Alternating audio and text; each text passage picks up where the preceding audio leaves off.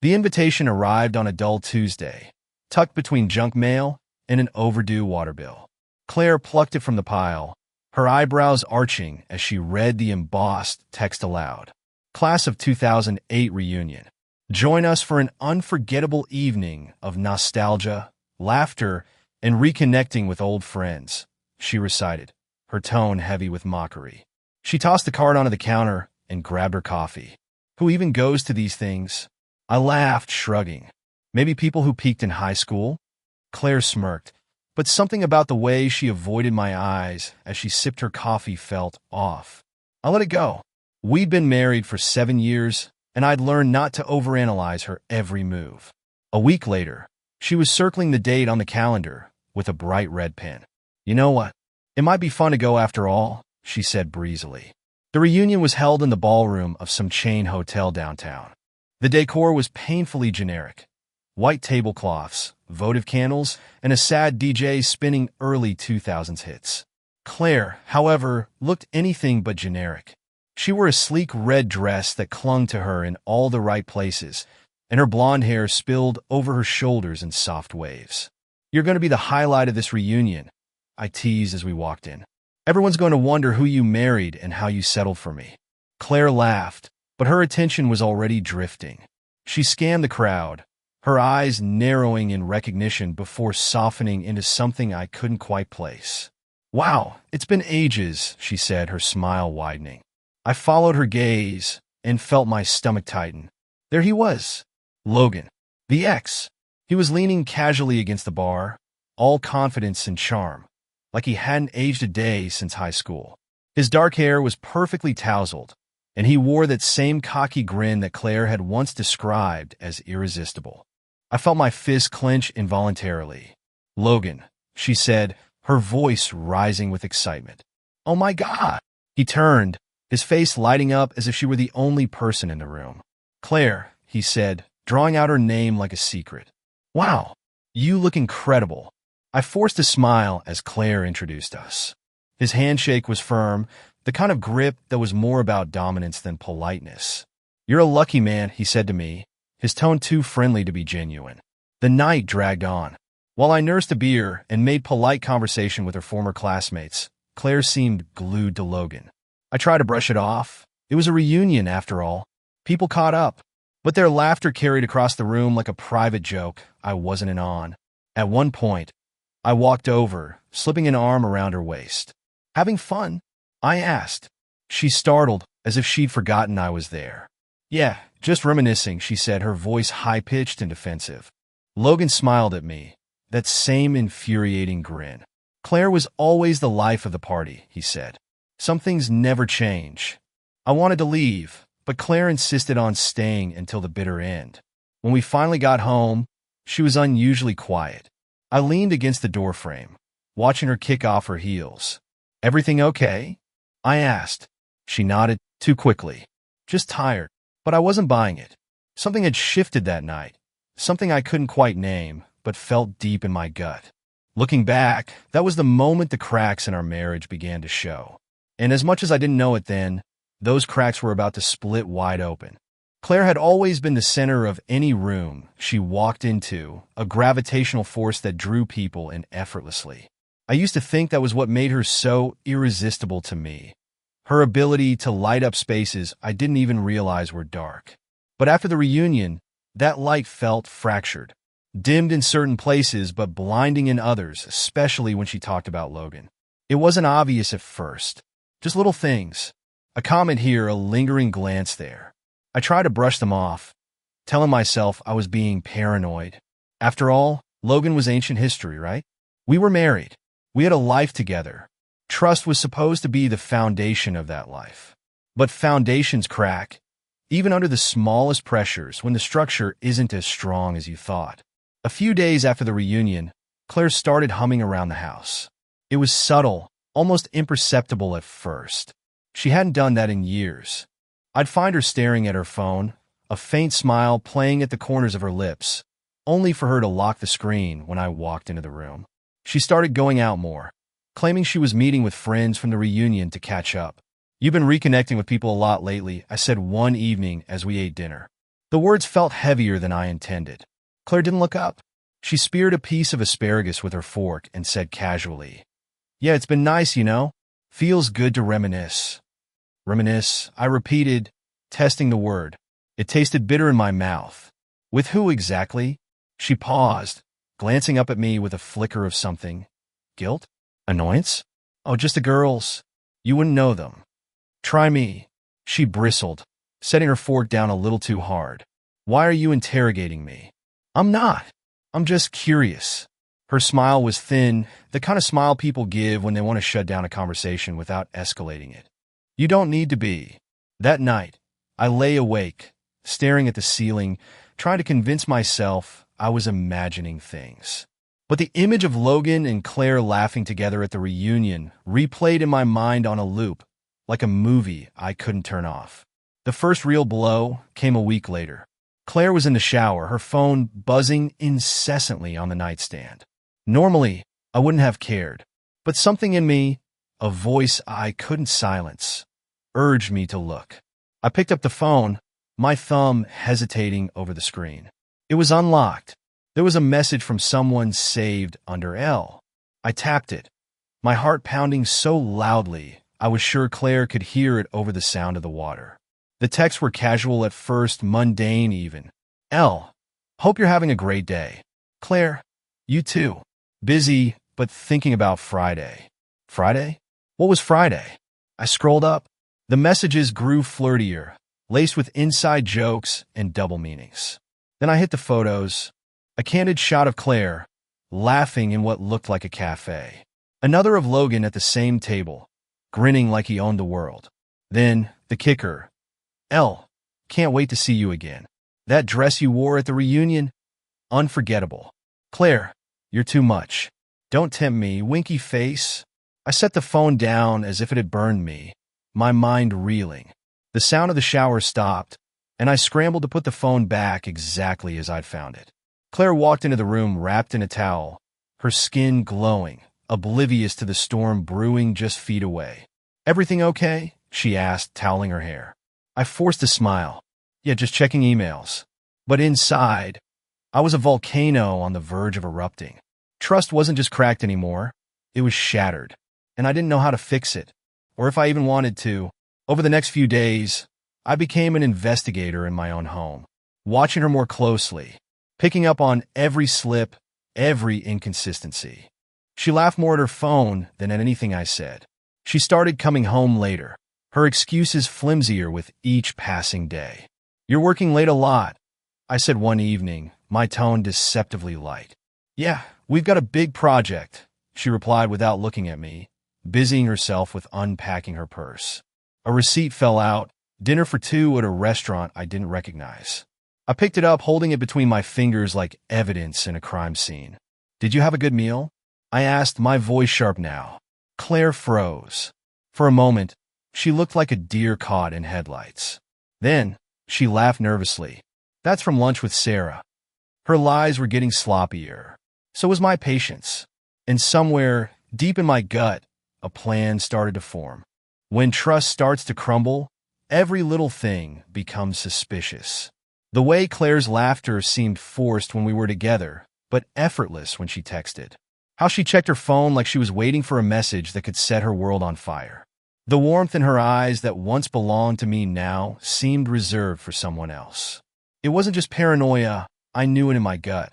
Claire wasn't mine anymore, at least not fully. And the worst part? She didn't even seem to notice the distance stretching between us, a silent chasm I couldn't bridge. The tipping point came on a Wednesday night. Claire came home late again. I was sitting in the living room with the TV on, not watching, just stewing in my thoughts. She walked in with an air of casual indifference, tossing her bag on the floor like everything was fine. Sorry I'm late, she said, slipping off her heels. Busy night? I asked, keeping my tone neutral. She nodded, pulling her hair into a messy bun. Yeah, just swamped at work. The lie hit me like a slap. I knew she wasn't at work because I'd checked. I called her office around 6 p.m., casually asking if she'd be late. Her coworker's voice on the other end was friendly, but clear. Claire had left hours ago. Must have been a hell of a project, I said, watching her closely. I called your office earlier. They said you left around 6. Her hands froze mid-motion. For a moment, the mask slipped. Then she recovered, her laugh a little too loud. All right. I grabbed dinner with Sarah after work. Totally slipped my mind. Another lie. Another crack. But this time, I didn't let it pass. What did you eat? I asked, leaning forward. She blinked, caught off guard. Italian, I think. Why? I held her gaze, letting the silence stretch. Funny, because the receipt in your bag was for a French bistro. Her face drained of color, her composure teetering. You went through my bag? She shot back, deflecting. Don't turn this on me, Claire, I said, my voice rising. Who were you with? No one, she snapped, her eyes blazing now. You're being ridiculous. Why are you suddenly acting like this? Because I know, I said quietly, the weight of those words hanging in the air. She stared at me, her defenses crumbling under the pressure. Her lips parted as if to speak, but no words came. Finally, she turned away, running a hand through her hair. It's not what you think, she said, her voice barely above a whisper. Then tell me what it is, I demanded. She didn't answer. That silence, her refusal to deny it outright, confirmed everything. Anger surged through me, hot and consuming, but beneath it was a deep, aching sadness. This was the woman I'd built my life with, the person I thought I could trust with everything. And she couldn't even look me in the eye. Is it Logan? I asked, my voice cold now. Her head snapped up, her eyes wide. That was all the confirmation I needed. Jesus Christ, Claire, I muttered, standing up and pacing the room. I welcomed that guy into our conversation at the reunion. I trusted you. Was it already happening then? Or did you decide to start screwing him after seeing him that night? It's not like that, she yelled, tears streaming down her face now. I didn't plan this, okay? It just happened. Don't give me that, I shouted, unable to hold back anymore. You don't accidentally betray someone. You make choices, Claire. And you chose him. She sobbed, burying her face in her hands, but I didn't comfort her. I couldn't. I felt hollow, like everything I thought I knew about my life had been ripped out from under me. That night, Claire slept in the guest room. I didn't sleep at all.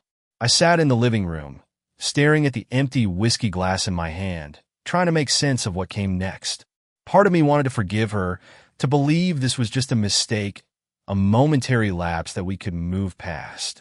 But the other part, the part that felt the sting of betrayal, was already plotting my next move. This wasn't over. Not by a long shot. The next morning, Claire moved around the kitchen in silence, her movements stiff and mechanical. Her red-rimmed eyes avoided mine as she poured herself a cup of coffee.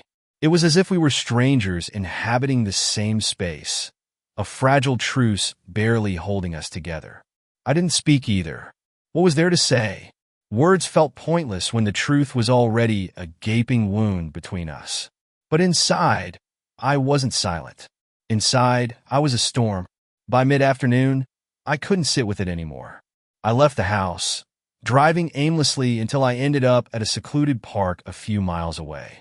Parking under the shade of an old oak tree, I let the stillness press against me. My thoughts were a jumbled mess. Flashes of Claire's face, her lies, Logan's smug grin at the reunion. How did we get here? I kept asking myself. 7 years of marriage, a shared life, countless memories, and it had all unraveled in the space of a week. I remembered the way Claire used to look at me, like I was the only thing that mattered. That look was gone now, replaced by something I couldn't quite name. Guilt? Regret? Or worse, indifference? I closed my eyes, gripping the steering wheel until my knuckles turned white. My anger wasn't just at her.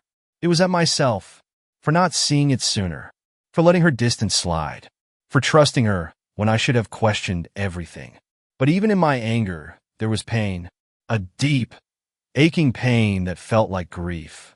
I wasn't just losing my wife. I was losing the version of her I had built up in my mind, the Claire I thought would never betray me. When I got home, Claire was sitting on the couch, her legs tucked under her, staring blankly at the TV. She didn't look up when I walked in. "We need to talk," I said, standing in the doorway. She flinched at the sound of my voice, but didn't argue. She muted the TV and turned to me, her expression a mix of exhaustion and wariness. I'm sorry, she said softly, her voice trembling. I never meant to hurt you. I laughed bitterly. That's the thing about betrayal, Claire. It's not about what you meant. It's about what you did. Tears welled up in her eyes again, but I didn't feel sorry for her this time. Not anymore. Why? I demanded, my voice rising. Why him? Why now? Were you bored? Was I not enough? Her hands twisted in her lap. It wasn't like that. I don't even know how to explain it. Try, I snapped. She looked at me, her face crumpling under the weight of her own guilt. It was seeing him again. It brought back feelings, memories. I didn't think it would go this far, I swear. I didn't want to lose what we have. You didn't think it would go this far? I repeated, incredulous. So what? Flirting was fine? Sneaking around, having secret dinners. Those were okay, as long as you didn't sleep with him. She flinched, confirming what I already suspected. They had slept together. The confirmation hit me like a punch to the gut, even though I'd been bracing for it. I sank into the armchair across from her, feeling the weight of it all pressing down on me. I trusted you, I said, my voice barely above a whisper. You were my person, Claire. The one person I thought would never do this. I made a mistake, she said, tears streaming down her face now. I know I messed up, but I love you. I still love you. Her words cut deeper than I expected. Love? Was that what this was? Could love coexist with betrayal? I don't think you even know what love is, I said, my voice cold. Love doesn't do this. Love doesn't lie. Love doesn't look me in the eyes while sneaking around behind my back. She started sobbing, her shoulders shaking violently. Part of me wanted to go to her, to hold her, to fix us. But another part, the part that had seen the texts, the lies, kept me rooted to the chair. That night, Claire slept in the guest room again.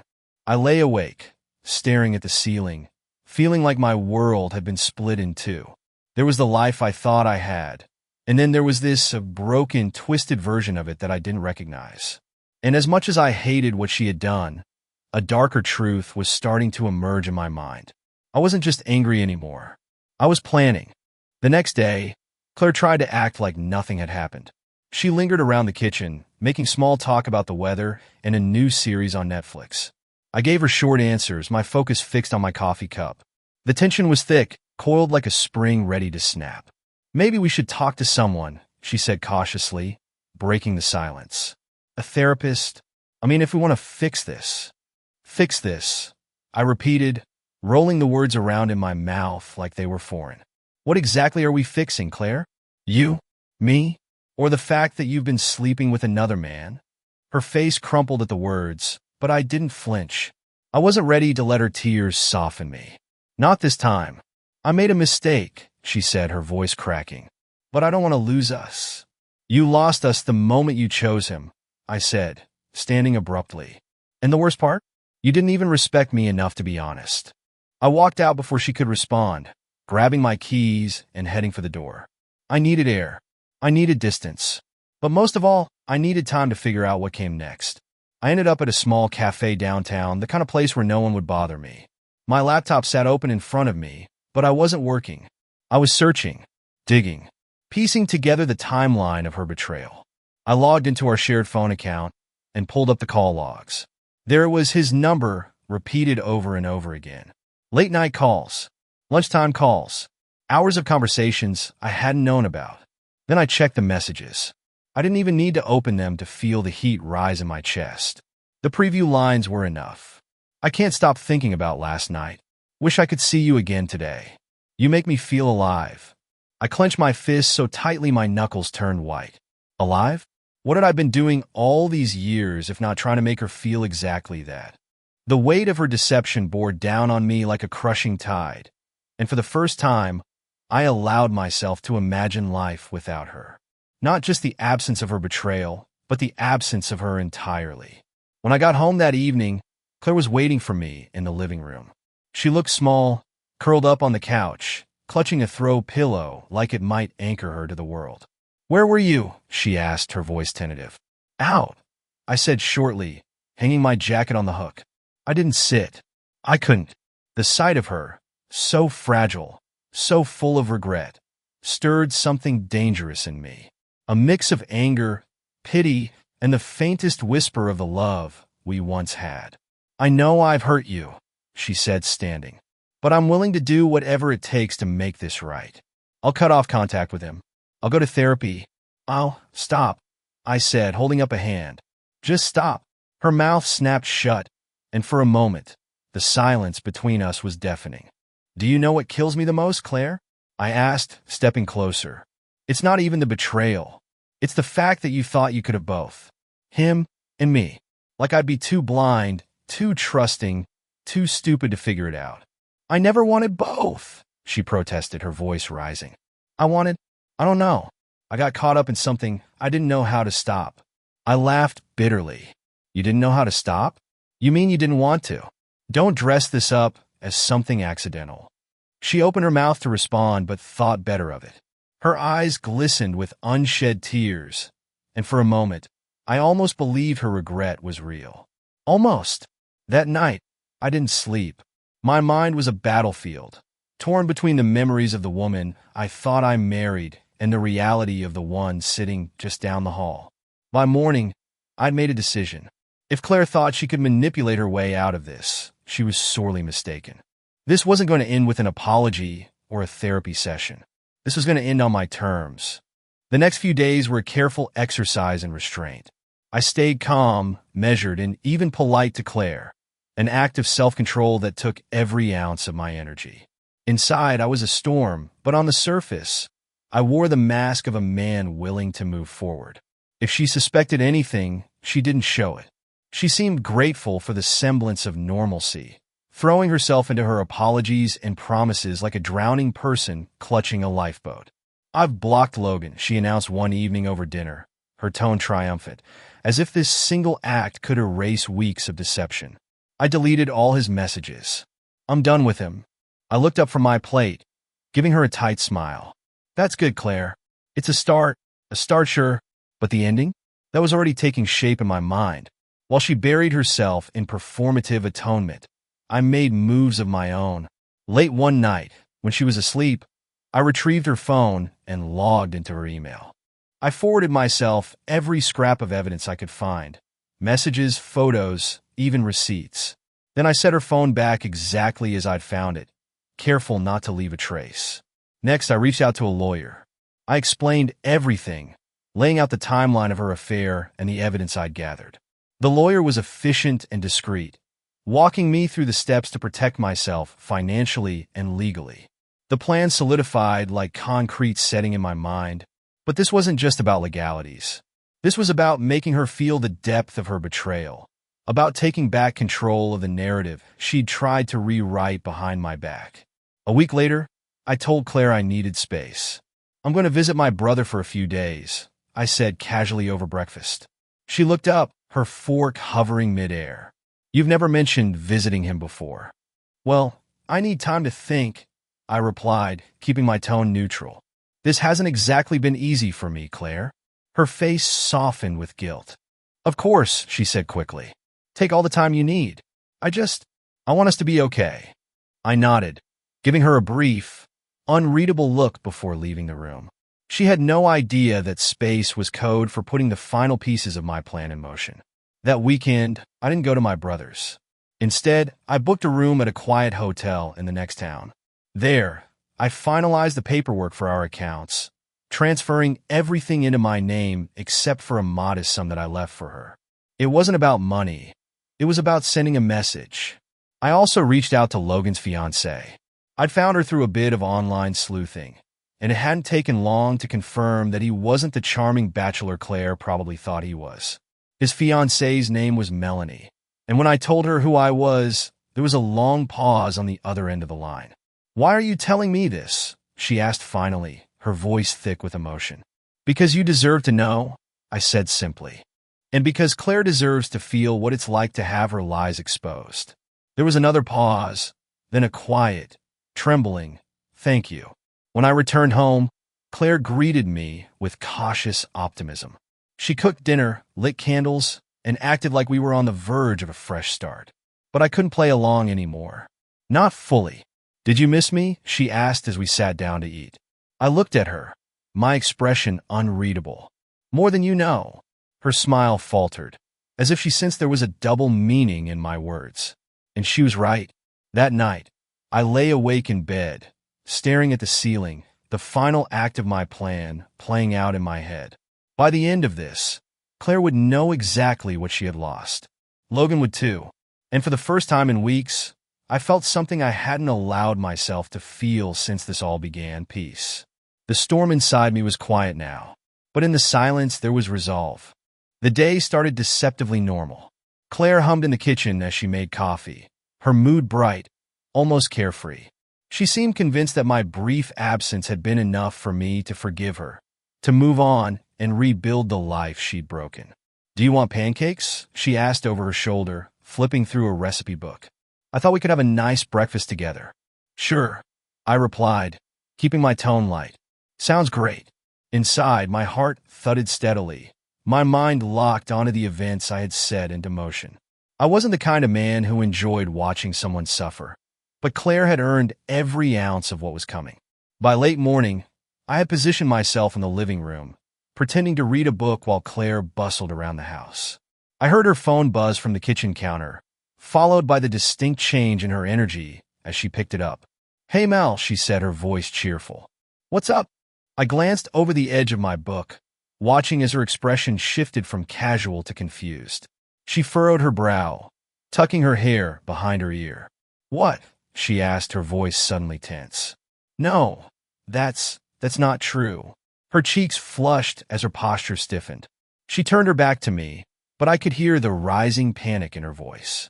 "I don't know what you're talking about," she said, trying to maintain composure. "Who told you that?" The silence that followed was deafening.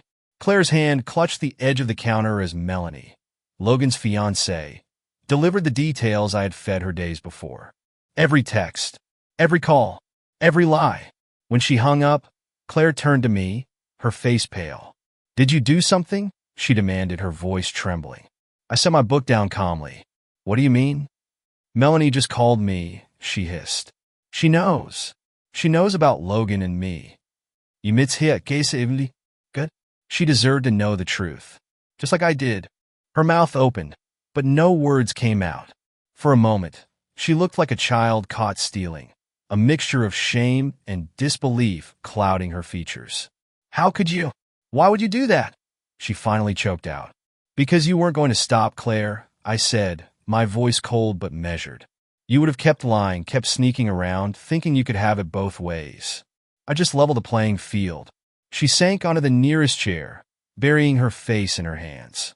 "You've ruined everything," she whispered. "No, Claire," I said, leaning forward. "You ruined everything. I just made sure you couldn't pretend anymore." The second blow came an hour later, when the doorbell rang. Claire opened it cautiously, her eyes still red from crying.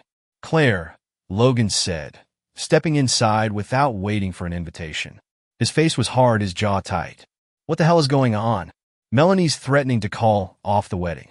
I stood from the couch, my presence reminding him he wasn't walking into friendly territory. Logan froze, glancing between the two of us.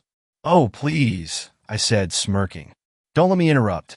You two clearly have so much to talk about." Claire looked at me, then at Logan, her expression one of pure desperation. "Logan, I didn't save it," he snapped, cutting her off. "She showed me everything. The texts, the calls. You told me you ended things weeks ago. What the hell were you thinking?" Claire stumbled over her words, trying to defend herself, but Logan wasn't having it. And I just stood there, arms crossed, watching as the house of cards she had built came crashing down. When Logan finally stormed out, slamming the door behind him, Claire turned to me, tears streaking her face. "Are you happy now?" she spat, her voice breaking. "No, Claire," I said, my tone razor-sharp. "But I'm done being your fool." I grabbed the envelope I had prepared days earlier and tossed it onto the table. "Divorce papers," I said simply. "You'll find I was generous. More than you deserve." Her face crumpled as she stared at the envelope, and for the first time, I saw the full weight of what she had lost hit her. Not just Logan, not just me, everything. As I walked out the door, I felt lighter than I had in weeks. It wasn't about revenge anymore. It was about freedom, and finally, I was free. The door closed behind me with a weighty finality. I stepped into the crisp afternoon air, letting the silence settle over me like a balm. My heart raced, adrenaline still coursing through my veins from the chaos inside. But for the first time in weeks, my mind was clear. I walked to my car, gripping the steering wheel for a moment before starting the engine. My reflection in the rearview mirror stared back at me, a mixture of weariness and grim satisfaction etched into my face. The man looking back wasn't the same one who had walked into that reunion with blind trust and a full heart. That man was gone, replaced by someone harder, sharper, someone who had finally stopped letting love blind him to betrayal. I drove aimlessly for a while, replaying the events of the morning in my mind. The shock on Claire's face when I dropped the divorce papers. The way Logan's voice cracked with anger when he realized he wasn't as untouchable as he thought. Part of me felt vindicated, like I'd taken back some small measure of control from the chaos they had created. But beneath that satisfaction lay something heavier, darker, a deep, aching void where my love for Claire used to be. That love had been real. It had been everything. And now it was ashes. I pulled over at a small park, the kind with empty benches and rusted swing sets that creaked in the wind. Sitting there, watching the breeze scatter leaves across the ground, I let myself feel the weight of it all. The anger, the pain, the loss. How do you grieve someone who's still alive? Someone who's sitting in the home you shared, crying over the mess they made, while you're out here trying to figure out what's left of yourself. Later that evening, I returned to the house. Not to stay, but to gather the last of what I needed. Claire was sitting on the couch, staring at the divorce papers like they might bite her. She looked up as I walked in, her eyes hollow. "You're really doing this," she said, her voice a mixture of disbelief and sorrow. "I am," I replied, my tone steady. "You made your choice, Claire. Now I'm making mine." She stood, her movements slow, deliberate, as if she were carrying a weight too heavy to bear. "I was stupid," she said, her voice breaking. "I was selfish. But you have to know, I never stopped loving you." I shook my head, a bitter smile tugging at the corner of my mouth. "You don't do this to someone you love. You don't lie to their face, sneak around, and make them question everything they thought was real. Love doesn't look like that, Claire." She reached out, her hand brushing my arm, but I stepped back. The space between us felt like a canyon, impossible to bridge. "What happens now?" she whispered, tears streaming down her face. "I move on," I said simply. "And you live with this." Packing the last of my things felt surreal. Every object I touched carried a memory. The coffee mug we bought on our honeymoon, the framed photo of us at a friend's wedding, the blanket we used to curl up under during movie nights. Each memory felt tainted now, like a beautiful painting someone had slashed with a knife. By the time I was done, the house felt emptier than I expected. Claire sat in the same spot on the couch, silent, watching me like a ghost. As I picked up my bag and walked to the door, she called out one last time, "Do you think you'll ever forgive me?" I paused, my hand on the doorknob. The question lingered in the air, heavy and unanswerable. I turned to look at her, taking in the wreckage of the woman I once loved. "Maybe," I said after a long moment. "But not today." And with that, I walked out, closing the door behind me. I didn't know what the future held. I didn't know if I'd find peace, or love, or even trust again. But as I drove away, the weight on my chest began to lift, piece by piece. The road stretched out in front of me, open and uncertain, and for the first time in a long time, I felt free.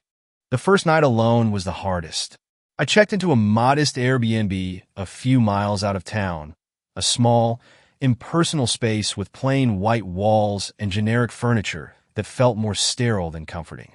I dropped my bag by the door and sank onto the couch, the silence in the room oppressive, almost deafening. For the first time in years, there was no Claire. No hum of her moving through the house. No sound of her laugh. No scent of her favorite lavender candle lingering in the air. It was just me, alone with my thoughts, my choices, and the crushing reality of everything I had lost. The next morning, I went for a run, hoping to outrun the heaviness in my chest. The cool air bit at my skin, the rhythmic pounding of my feet against the pavement grounding me. But no matter how far I ran, the memories followed. I remember the early days with Claire, the excitement, the passion, the way her hand fit so perfectly in mine. I remember the nights we stayed up talking about our dreams, our future, the life we were building together. And then, like an unwelcome intruder, came the memory of her face at the reunion, lit up with a spark I hadn't seen in years. A spark meant for someone else. The betrayal hit me anew, sharp and unforgiving. How had it come to this? How had we gone from being partners, lovers, best friends, to this? Back at the Airbnb, I stared at my phone, the urge to check on her gnawing at me. Was she still at the house? Had she tried to call Logan? Was she drowning in regret? Or had she already begun to justify her actions to herself? I resisted the urge to contact her. Instead, I opened the folder of evidence I'd compiled, scrolling through the screenshots and photos. It wasn't self-torture, it was clarity. Each message, each rendezvous, each lie was a reminder of why I had walked away. Still, a small, traitorous part of me whispered, could she change? Could she mean it this time when she says she loves you? But I knew better. Trust, once broken, doesn't mend easily. And even if it could, the cost of rebuilding would be too great. The days that followed were a strange mix of emptiness and liberation. I missed the familiarity of our life together, the shared routines, the unspoken understanding of two people who had built a world together. But at the same time, I felt a weight lifting, like I could finally breathe again. I spent hours walking aimlessly, letting the cool autumn air clear my mind. I reached out to a therapist, someone who could help me untangle the mess of emotions I was carrying. Anger, sadness, betrayal, even a tinge of guilt. Each one tangled with the other, refusing to be neatly sorted. The therapist's office was warm and inviting, a stark contrast to the cold sterility of the Airbnb. "Why are you here?" she asked gently. I hesitated, searching for the right words. "I feel lost," I admitted. "Like everything I thought I knew about my life has been ripped away. I don't know how to trust anyone anymore. Not even myself." She nodded, her gaze steady. "That's normal after betrayal. But trust isn't something you rebuild for others. It's something you rebuild for yourself." Her words stuck with me, echoing in my mind long after I left her office. Trust wasn't just about Claire. It wasn't just about Logan. It was about me, about learning to trust my instincts again, my judgment, my worth.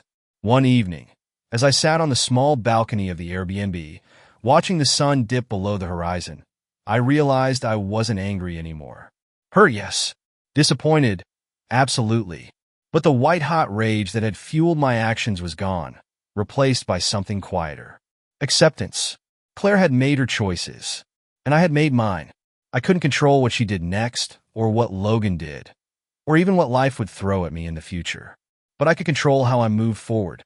And as the last rays of sunlight disappeared, I made a promise to myself.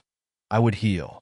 Not for her, not despite her, but for me, for the life I still had ahead of me, for the man I wanted to become. It was a gray morning when I returned to the house for the last time. The sky hung low and heavy, mirroring the weight in my chest as I pulled into the driveway. Claire had agreed to give me space to pack up the rest of my belongings. There was no fight left in her. Whatever battles we'd fought were over. Now there was only the aftermath. The house felt cold when I stepped inside, as if it already knew it no longer belonged to me. The walls that had once echoed with laughter and shared secrets now seemed hollow, stripped of the warmth we had built together. My steps echoed as I moved through the rooms, each one a museum of memories I wasn't sure I wanted to keep.